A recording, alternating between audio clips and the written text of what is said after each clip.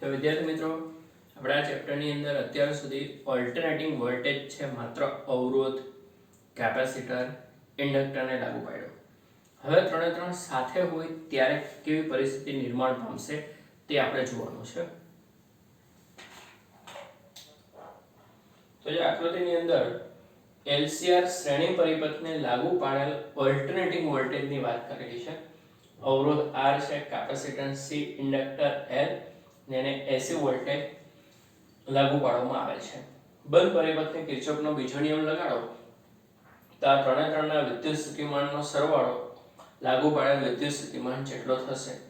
એટલે કે V બરાબર, ચલો, ઇન્ડક્ટરના બે છેડા વચ્ચે વિદ્યુત સ્થિતિમાનનો તફાવત એટલે L dI/dt થાય. અવરોધના બે છેડા વચ્ચે વિદ્યુત સ્થિતિમાનનો તફાવત એટલે RI થાય. એ આપણે જાણીએ છીએ. કેપેસિટરના બે છેડા વચ્ચે વિદ્યુત સ્થિતિમાનનો તફાવત એટલે Q ના છેદમાં C થાય. પહેલા એકલો ઇન્ડક્ટર હતો ત્યારે V બરાબર આ થતું હતું. એકલા અવરોધમાં V બરાબર આ હતું, કેપેસિટરમાં. હવે ત્રણે ત્રણ છે એટલે ત્રણનો સરવાળો V થશે. હવે અહીંયા V એટલે Vm sin ઓમેગા t આપણે જે લઈએ છે તે જ લેવાના છે. હવે આનો ઉકેલ મેળવવાનો છે. આનો ઉકેલ એટલે શું છે? પ્રવાહનું વિકલ સમીકરણ જણાય છે I. તો આનો ઉકેલ એટલે વિદ્યુત પ્રવાહ I થશે. એ આપણે ધારી લઈએ છીએ કે I બરાબર Im sin omega t plus 5 છે. હવે પ્રવાહનો ઉકેલ આપણે શોધવાનો છે. તો પ્રવાહનું કોઈ એક સમીકરણ ધારી લઈએ છીએ. એ સમીકરણ છે I બરાબર Im. જો I બરાબર Im sin ઓમેગા t એટલું જ આવતું તો અવરોધ હોય તો ફક્ત sin ઓમેગા t આવતું હતું. ઇન્ડક્ટરમાં -π/2 આવતું હતું, કેપેસિટરમાં +π/2 આવતું હતું. અત્યારે આપણે ખબર નથી શું આવે એટલે +5 લીધું. બરાબર. હવે આગળ વધીએ. આનો ઉકેલ બે રીતે મેળવી શકાય. એક ફેઝર ડાયાગ્રામથી જે અહીંયા દોરેલો છે, અને બીજો ગાણિતિક રીતે ગણતરી કરીને ત્રિકોણમિતિનો ઉપયોગ કરીને. એ પછીનો પ્રશ્ન હશે. અત્યારે આપણે ફેઝરની રીતે ઉકેલ મેળવવા જઈ રહ્યા છે. ઓકે, તો સૌપ્રથમ આપણે પ્રવાહનો ફેઝર દોરી દઈશું. પ્રવાહનો ફેઝર દોરવા માટે આપણે લંબાઈ કેટલી રાખશું? મહત્તમ મૂલ્ય કંપ વિસ્તાર Im અને ખૂણો કેટલો રાખશું? Omega t plus 5. તો આ પ્રવાહનો ફેઝર છે સદિશ I. આ લંબાઈ Im છે અને ખૂણો ઓમેગા t plus 5 છે. હવે માત્ર અવરોધ ધરાવતો પરિપથ હોય તો અવરોધમાં વોલ્ટેજ અને પ્રવાહના ફેઝર સાથે જ આવે છે. બરાબર. તો માત્ર અવરોધનો વોલ્ટેજ છે ને આપણે VR કહીએ. તો અહીંયા સદિશ VR એટલે અહીંયા થશે I સાથે સમાન કળામાં. જ્યારે ઇન્ડક્ટરનો વોલ્ટેજ કેટલો આવે છે? પ્રવાહ કરતા, જો પ્રવાહથી શરૂઆત અહીંયા કરેલી છે, પ્રવાહ કરતા ઇન્ડક્ટરનો વોલ્ટેજ π/2 આગળ આવે છે, 90 એટલે અહીંયા આપણે દોરી દીધો VL. જ્યારે કેપેસિટરનો વોલ્ટેજ પ્રવાહ કરતા π/2 પાછળ આવે છે એટલે અહીંયા દોરવામાં આવ્યો સદિશ VC. ફેઝર તમે ગમે ત્યાંથી દોરી શકો, એક દોરો પછી એને અનુલક્ષીને બાકીના બનતા હોય છે. હવે આ બધાનું સંયુક્ત ફેઝર અહીંયા બનાવીએ. ચલો, હવે પ્રવાહને કાઢી નાખો. આપણે સમતુલ્ય વોલ્ટેજ જોઈએ છે. આ જે સૂત્ર છે ને એમાં હકીકતમાં આ સૂત્રમાં આપણે આવી રીતે લખેલું છે કે આ V બરાબર VR એટલે અવરોધના બે છેડા વચ્ચે, VL એટલે ઇન્ડક્ટરના બે છેડા વચ્ચે, અને VC એટલે કેપેસિટરના બે છેડા વચ્ચે. આ તો ગાણિતિક સંબંધ છે. ફેઝરની રીતે સદિશ સ્વરૂપે સંબંધ શું આવશે? તો સદિશ V બરાબર સદિશ VR પ્લસ સદિશ VL પ્લસ સદિશ VC થશે. ફેઝરની રીતે ઉકેલ મેળવવો છે. આગળ વધીએ. આ બધાનો એક સંયુક્ત ફેઝર અહીંયા દોરીએ. ચલો, અવરોધના બે છેડા વચ્ચેનો વોલ્ટેજ એટલે સદિશ VR અહીંયા દોરી દીધું. એની લંબાઈ આપણે કેટલી રાખશું? તો ધારો કે અવરોધના બે છેડા વચ્ચેનો મહત્તમ વોલ્ટેજ છે VRM. આટલી લંબાઈ રાખીશું. કેપેસિટરનો ફેઝર અહીંયા છે, ઇન્ડક્ટર અહીંયા છે. બંને વિરુદ્ધ કળામાં છે. તો વિરુદ્ધ કળામાં હોવાથી એનું પરિણામ શું આવે? બાદબાકી આવે. બાદબાકી કરવાની હોય ત્યારે આપણે નક્કી કરવું પડે કે કઈ કિંમત મોટી છે, એમાંથી નાની કિંમત બાદ કરીએ. તો આકૃતિમાં તમે સ્પષ્ટ જોઈ શકો કે કેપેસિટરની લંબાઈ વધારે રાખવામાં આવેલી છે. તો કેપેસિટરના બે છેડા વચ્ચેનો વોલ્ટેજ વધારે રાખ્યો છે અને ઇન્ડક્ટરના બે છેડા વચ્ચેનો વોલ્ટેજ ઓછો રાખ્યો. ધારો કે આ 10 છે ને આ 3 છે, તો પરિણામ બંનેનું સંયુક્ત આ બાજુ 7 થાય. તો જે અહીંયા દોરેલો છે સદિશ VC પ્લસ સદિશ VL. આ લંબાઈ કેટલી આવશે? કેપેસિટરના બે છેડા વચ્ચે જે વોલ્ટેજ છે એનું મહત્તમ મૂલ્ય VCM કહીએ અને ઇન્ડક્ટર માટે આપણે VLM કહીએ. તો એ બાદબાકી અહીં આવી છે. જો આ લંબાઈ છે ને તે આટલી છે VCM - VLM ના છે VRM. તો હવે આ બે ફેઝરનો સંયુક્ત આવી ગયો, અવરોધનો આવી ગયો, અવરોધના બે છેડા વચ્ચેનો વોલ્ટેજ આવી ગયો, કેપેસિટર અને ઇન્ડક્ટરનો આવી ગયો. તો એનો પરિણામી સદિશ આપણે શું કર્યું, આ બે સદિશોનો પરિણામી સદિશ મળ્યો. આ બે સદિશ વિરુદ્ધ દિશામાં હતા એટલે પહેલા એમાંથી એક સદિશ બનાવ્યો, ત્યારબાદ સદિશ VR. હવે બે સદિશ આપેલા છે અને પરિણામી સદિશ શોધો. સમાંતર બાજુ ચતુષ્કોણની રીત વાપરી દો. આ સદિશ A છે, આ સદિશ B છે, તો આ પરિણામી સદિશ R જગ્યામાં લેતા હતા, બરાબર. સમાંતર બાજુ ચતુષ્કોણ પૂર્ણ કરો એટલે પરિણામી સદિશ V અહીંયા થઈ જશે. એની લંબાઈ જે આવશે તેને આપણે VM કહેશું. ઓકે, હવે પાયથાગોરસના પ્રમેય પરથી આપણે અહીંયા શું લખી શકીએ છીએ? તો પાયથાગોરસના પ્રમેય પરથી આપણે આટલો કાટકોણ ત્રિકોણ ધ્યાનમાં લઈએ તો આ કર્ણ છે V અને આ બે એની બાજુ છે, પણ આ તો સદિશ V છે. લંબાઈ કેટલી છે? તો કે VM છે. તો VM² બરાબર કર્ણનો વર્ગ બરાબર બાકીની બે બાજુનો વર્ગોનો સરવાળો, એટલે VM² બરાબર VRM² plus VCM minus VLM whole square. એટલે આકૃતિમાં પાયથાગોરસના પ્રમેય પરથી VM² બરાબર VRM² plus VCM minus VLM whole square થઈ જશે. જો અવરોધના બે છેડા વચ્ચેનો વોલ્ટેજ VRM મહત્તમ મૂલ્ય, તો અવરોધ ગુણ્યા એમાંથી વહેતો મહત્તમ પ્રવાહ IM છે. ખાલી અહીંયા તમે VR લખો ને તો IR લખી શકાય, બરાબર. પછી VLM ઇન્ડક્ટરના બે છેડા વચ્ચેનો મહત્તમ વોલ્ટેજ એટલે IM ગુણ્યા XL છે. અહીંયા ખાલી I રાખો તો અહીંયા VL થઈ જાય, અહીંયા VC તો અહીંયા I ખાલી રાખી શકો, પણ VCM છે તો IM ગુણ્યા XL થશે. આ બધું આગળ આવી ગયું ને. યાદ કરો અવરોધમાં IM એટલે શું આવતું હતું? VM ના છેદમાં R. પણ જો અહીંયા બધામાં VM નથી રાખતા કારણ કે અહીંયા ત્રણે ત્રણ ભેગા છે એટલે પહેલામાં એકલો અવરોધ હતો તો કુલ વોલ્ટેજ VM અવરોધના બે છેડા વચ્ચે આવતો. જ્યારે ત્રણે ત્રણ મળી VM આવે છે, દરેકના ભાગમાં જુદો જુદો આવશે. તો અવરોધમાં આપણે VRM રાખેલું છે. તો VRM ના છેદમાં R એટલે IM, VLM ના છેદમાં XL એટલે IM અને VCM ના છેદમાં XC એટલે IM. જે આગળ લખતા હતા તે મુજબ. ઓકે, હવે એક કિંમત મૂકીએ. VRM એટલે IM R છે, VCM એટલે IM XC છે અને VLM એટલે IM XL છે. IM સામાન્ય કાઢો, વર્ગ થઈને બહાર આવશે તો અહીંયા શું બાકી રહેશે? R² plus XC minus XL whole square થશે. એ પદને છેદમાં જવાનું અને વર્ગમૂળ લઈ લો તો IM બરાબર શું આવે? તો કે VM ના છેદમાં વર્ગમૂળની અંદર R² plus XC minus XL whole square થઈ જશે. તો આ રીતે પ્રવાહના મહત્તમ મૂલ્યનું સૂત્ર મળે છે, જે દાખલામાં કામ લાગશે. હવે સામાન્ય રીતે પ્રવાહ એટલે વોલ્ટેજના છેદમાં અવરોધ થતો હોય ને, તો અહીંયા IM એટલે VM ના છેદમાં ત્રણે ત્રણનો સંયુક્ત અવરોધ છે, એને Z વડે દર્શાવવામાં આવે છે. Z એટલે શું છે?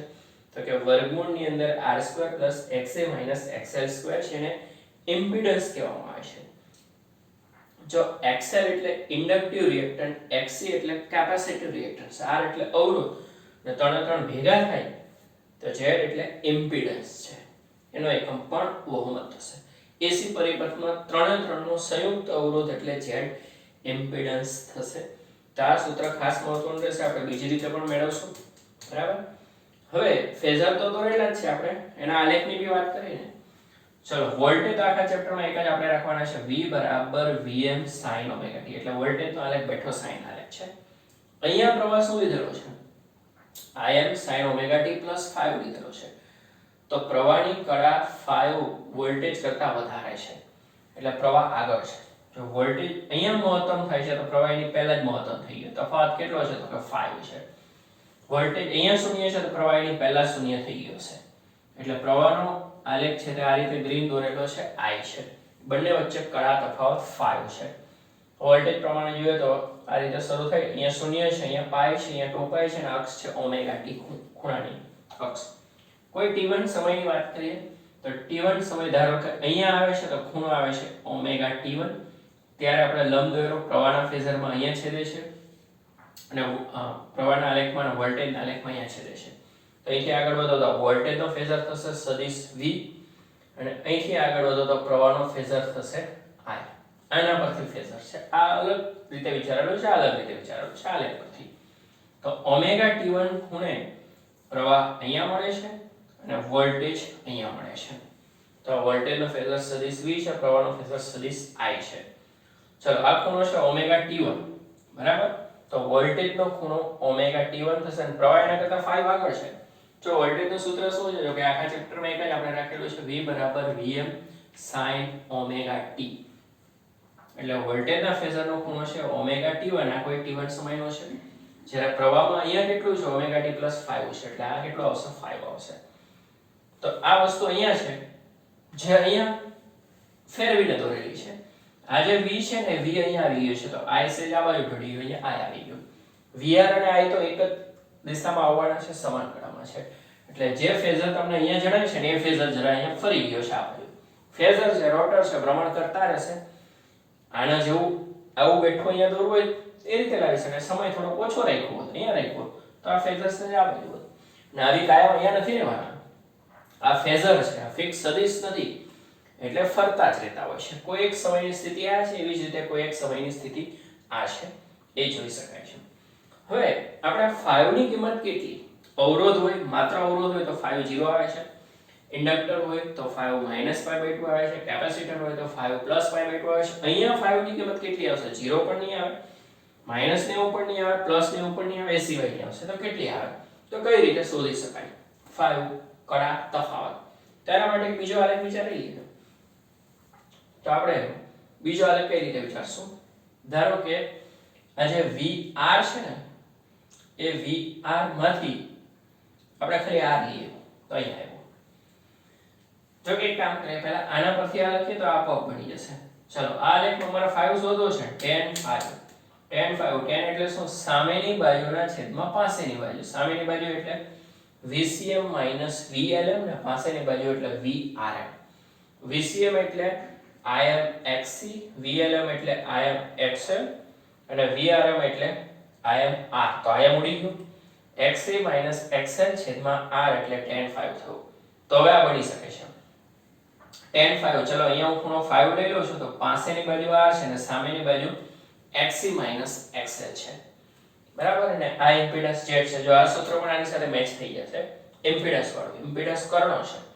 કર્ણ એટલે વર્ગમૂળની અંદર બાકીની બે બાજુનો વર્ગોનો સરવાળો. R² + XC - XL². તો આના પરથી પણ tan 5 મળે, આના પરથી મળે. તો આ જ ફેઝર પરથી આ આકૃતિ બનાવેલી છે, એમાં પ્રવાહ ઉડાડી દીધો અંશના છેદમાં, એટલે માત્ર અવરોધને સમાવતો એક ડાયાગ્રામ મળી ગયો આપણને. tan 5 XC - XL ના છેદમાં R છે. હવે તમે જોઈ શકો છો XC ની કિંમત XL કરતા વધારે હોય, કેપેસિટરની અસરકારકતા ઇન્ડક્ટરની અસરકારકતા વધારે હશે, તો આ પદ ધન આવશે ને. XC > XL હોય તો આ પદ ધન આવે, તો ધન છે જ. 5 ધન મળશે, એટલે કેપેસિટિવ પ્રભાવી છે. કેપેસિટરની અસરકારકતા ઇન્ડક્ટર કરતા વધારે છે. પહેલાથી ઉલટું થાય તો XC કરતા XL વધારે હોય તો આ પદ ઋણ આવે, તો 5 ઋણ આવે, તો ઇન્ડક્ટરની અસરકારકતા વધારે કહેવાય. આ લંબાઈ ઓછી હોય આ વધારે આવી શકે છે. તો આ રીતે ફેઝરની રીતે ઉકેલમાં શું છે, આ જે પ્રવાહનું સૂત્ર છે એમાં આપણે Im અને 5 ની કિંમત લાવી દીધી. Im લાવ્યા, અહીંયા 5 લાવ્યા, એટલે આનો ઉકેલ થઈ ગયો. પેલા ઉકેલ ધારેલો છે એમાં ઘટતી રાશિ મેળવી દીધી, એટલે ઉકેલ પૂર્ણ થયો.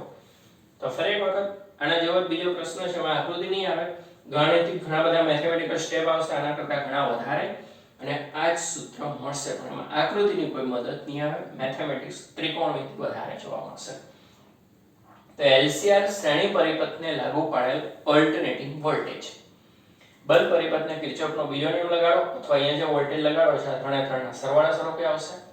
જે આડાઅવળું લખેલું છે આ રૂપે, પણ એ સમજી શકાય છે કે V બરાબર, અહીંયા જે V લગાડ્યો, V બરાબર VR + VL + VC છે. અને ફેઝર દોરે ત્યારે એને સદિશ સ્વરૂપે આપણે દર્શાવી શકીએ છીએ. બીજી રીતે લખીએ તો ઇન્ડક્ટરના બે છેડા વચ્ચે વિદ્યુત સ્થિતિમાનનો તફાવત એટલે LdI/dt. અવરોધ માટે IR છે, કેપેસિટર માટે Q/C છે, અને સરવાળો V છે. V એટલે Vm sin ωt. ફેઝર દોરવો છે. પહેલા તો આનો ઉકેલ ફેઝરની રીતે ઉકેલ મેળવવો છે, કારણ કે આ પ્રવાહનું સમીકરણ છે, એટલે આનો ઉકેલ પ્રવાહ થાય. તો I = Im sin ωt આટલું તો આવે છે. હવે અહીંયા શું આવે આપણને ખબર નથી, તો +5 ધારી લીધું, 5 શોધવો પડશે. અવરોધના બે છેડા વચ્ચે મહત્તમ વોલ્ટેજ છે VR. જો ફેઝર દોરીએ ત્યારે આપણે મહત્તમ કિંમત લે. આનો ફેઝર દોરવો હોય દાખલા તરીકે, તો ખૂણો આપણે આટલો રાખીએ, લંબાઈ Im જેટલી રાખીએ. તો અવરોધના બે છેડા વચ્ચે મહત્તમ વોલ્ટેજ VRM એટલે Im × R, ઇન્ડક્ટર માટે VLM એટલે Im × XL, કેપેસિટર માટે VCM એટલે Im × XC છે. ફેઝર દોરીએ, પ્રવાહના ફેઝરથી શરૂઆત કરશો, કારણ કે પ્રવાહ મુખ્ય છે એનો ઉકેલ.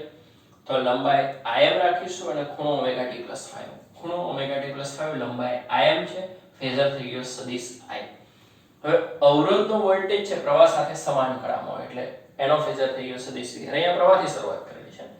ઇન્ડક્ટરનો વોલ્ટેજ આગળ હોય એટલે આના કરતા આગળ દોર્યો π/2 સદિશ Vm. કેપેસિટરનો પાછળ હોય એટલે સદિશ Vc અહીંયા આવે છે. હવે પ્રવાહને કાઢીને પાટલાનું સંયુક્ત પરિણામ આપણે લાવવું છે. તો VR જે છે ને પાછો અહીંયા દોરી દો. લંબાઈ કેટલી? VRM. આ લંબાઈ IM છે, આ VRM. હવે આ બે વિરુદ્ધ કળામાં છે, એની બાદબાકી કરીને એક બનાવી દઈએ ને. આ લંબાઈ છે VCM ને આ લંબાઈ છે VLM ને VCM વધારે છે તો બાદ કરીને ટૂંકી લંબાઈ VCM VLM. તો આ બે સદિશોનું પરિણામી સદિશ લેવા વિરુદ્ધ દિશાના હતા એટલે એની બાદબાકી કરીને એક સદિશ બનાવી દીધો. બીજો સદિશ આ છે તો આ સદિશ ધારો કે A છે, આ સદિશ B છે, સમાંતર બાજુ ચતુષ્કોણની રીતે સરવાળો કરો તો પરિણામી સદિશ R થાય. એટલે સદિશ VR પ્લસ સદિશ VC પ્લસ VL અને ભેગા રાખી એક સદિશ કરીએ અને બીજો કરીએ તો પરિણામી સદિશ V થઈ ગયો. બરાબર. જો V નો ખૂણો કેટલો છે? Omega T. વોલ્ટેજની કળા ઓમેગા ટી છે, પ્રવાહની કેટલી છે? ઓમેગા ટી પ્લસ 5 છે. બધી બાબત બધી જ રીતે મેચ થવી જરૂરી છે. બરાબર, અહીંયા જોઈ શકશો. હવે એ જ વસ્તુ આપણે આલેખથી દોરીએ તો વોલ્ટેજનો આલેખ બેઠો સાઈન વિધેય પ્રમાણે, પ્રવાહનો આલેખ 5 આગળ છે એટલે પહેલાથી શરૂ થાય આ રીતે. તો આ જે તફાવત આવે છે 5 હશે, આ તફાવત 5 હશે, આ 5 હશે. પ્રવાહ પહેલા શૂન્ય થશે, 5 ખૂણા પછી વોલ્ટેજ શૂન્ય થશે. પ્રવાહ પહેલા મહત્તમ થશે, 5 ખૂણા પછી વોલ્ટેજ મહત્તમ થશે. હવે કોઈ આ અક્ષ છે ઓમેગા ટી, તો કોઈ t1 સમયનો ખૂણો ઓમેગા t1 થશે. ત્યારે આપણે બંને પર લંબ દોર્યા તો વોલ્ટેજ અહીંયા છેદે છે, વોલ્ટેજના આલેખને તો વોલ્ટેજનો ફેઝર થશે, એનો ખૂણો ઓમેગા t1 થશે. બરાબર, અહીંયા ખૂણો નથી આવતો પણ આમાં બતાવી શકાય. પ્રવાહના ફેઝરને અહીંયા છેદે છે એટલે આ બાજુ આવે છે. જો ખાસ નોંધો પ્રવાહ મહત્તમ થઈને ઘટી રહ્યો છે ત્યારે છેદે છે એટલે આ બાજુ આવે છે. મહત્તમ અહીંયા થઈ જાય ને પ્રવાહ, તો આ પ્રવાહનો ફેઝર I છે. વોલ્ટેજનો ખૂણો ઓમેગા t1 છે તો પ્રવાહનો ઓમેગા t1 +5 છે. કોઈ t1 સમયે આ બે ફેઝર અહીંયા છે. આ પ્રવાહ છે, વોલ્ટેજ છે, પ્રવાહ આગળ રહેશે 5 છે એટલો. આ જ ફેઝર થોડા સમય પછી અહીંયા આવી ગયો છે, આ અહીંયા હશે એટલે ફરતા હોય એટલે તો ફેઝર છે. ઓકે, હવે આના પરથી આપણે પાયથાગોરસ લગાડીએ તો આ લંબાઈ Vm છે, મહત્તમ વોલ્ટેજ, કુલ મહત્તમ વોલ્ટેજ Vm છે. તો Vm કર્ણ છે તો કર્ણનો વર્ગ Vm² એટલે બાકીની બે બાજુના વર્ગોનો સરવાળો એટલે Vrm² + Vcm - Vlm². Vrm એટલે Im R છે, અહીંયા Im XC છે, Im XL છે. તો Im સામાન્ય કાઢો વર્ગ, અહીંયા વર્ગ બહાર નીકળી ગયો. પદને છેદમાં લઈ જાઓ, Im² Vm² ના છેદમાં આ પદ વર્ગમૂળ લઈ લીધો, Im = Vm ના છેદમાં વર્ગમૂળમાં. તો ઓહમના નિયમ અનુસાર પ્રવાહ એટલે વોલ્ટેજના છેદમાં અવરોધ. તો આ જે આખો છે એ ત્રણે ત્રણનો સંયુક્ત અવરોધ છે જેને ઇમ્પિડન્સ નામ આપવામાં આવે છે. ઇમ્પિડન્સ એનો એકમ ઓહમ થશે. તો Z એટલે વર્ગમૂળની અંદર R² + XC - XL². તો Im એટલે Vm ના છેદમાં Z થશે. હવે આ જ ફેઝર પરથી આપણે કળા પણ શોધીએ ને, જો આપણે આનો ઉકેલ આ ધારી લીધો છે, ઉકેલ ધાર્યો છે, આમાં જે અચળાંકોની કિંમત શોધવી પડે ને. ચલો sin ઓમેગા t બદલાયા કરે પણ Im ને 5 ની કિંમત શું? તો Im ની કિંમત અહીંયા મળી ગઈ, 5 બાકી રહ્યો તો અહીંયા tan 5 સામેની બાજુના છેદમાં પાસેની બાજુ કિંમત મળી ગઈ તો અંશના છેદમાંથી Im ઉડી ગયો. તો tan 5 એટલે XC - XL ના છેદમાં એના પછી આ ડાયાગ્રામ બનાવી દો. tan 5 છે, આ ખૂણો 5 લઈ લો તો આ પાસેની બાજુ R, આ સામેની બાજુ XC - XL અને આ કર્ણ. તો કર્ણ એટલે વર્ગમૂળનો બાકીની બે બાજુનો વર્ગોનો સરવાળો પણ આના પરથી મળી ગયો છે. અને અંતમાં એક વસ્તુ કે XC > XL છે તો આ પદ ધન આવશે, 5 ધન આવે. કેપેસિટર વધારે પ્રભાવી કહેવાય ઇન્ડક્ટર કરતા. તો એવો વિચારો કેપેસિટર ઇન્ડક્ટરની બંનેની અસરકારકતા સરખી થઈ જાય તો 5 શૂન્ય થઈ જાય તો માત્ર અવરોધ જેવું જ બચે. હવે એવો બી વિચાર થશે ચેપ્ટરમાં આગળ. જો XC કરતા XL વધારે હોય તો 5 ગુણ આવે, ઇન્ડક્ટર પ્રભાવી થઈ જાય. ઇન્ડક્ટરની અસરકારકતા વધારે હોય તો પ્રવાહ પાછળ રહી જાય અને કેપેસિટરને વધારે હોય તો પ્રવાહ આગળ હોય. બેમાંથી એકય ન હોય, ખાલી અવરોધ હોય તો પ્રવાહનો વોલ્ટેજ સાથે ચાલે. બરાબર, અહીંયા ફેઝરની રીતે આપણે ઉકેલ તો મેળવી દીધો પણ આ વ્યાપક ઉકેલ બનતા થોડો પ્રોબ્લેમ આવી શકે છે. એનું કારણ છે કે ફેઝર છે એટલે કોઈ સ્થાયી નથી, ફરતા રહેવાના છે. એટલે પ્રારંભિક માહિતી આ ફેઝર પરથી મળતી નથી, એટલે જેના પરથી એનાલિટિકલ ઉકેલ આવશે, ગાણિતિક ઉકેલ એ વ્યાપક હશે, જો કે સૂત્ર તો આવા જ મળશે, બરાબર. તો આ એક મહત્વનો અઘરો કહી શકાય આ પ્રશ્ન. હવે આલેખ આકૃતિ કઈ જ નહીં આવે ને ગાણિતિક રીતે આ જ વસ્તુ મેળવવાની થશે. Im અને 5 tan 5 છે, 5 બરાબર tan ઇન્વર્સ પણ આ લખી શકો. ઓકે.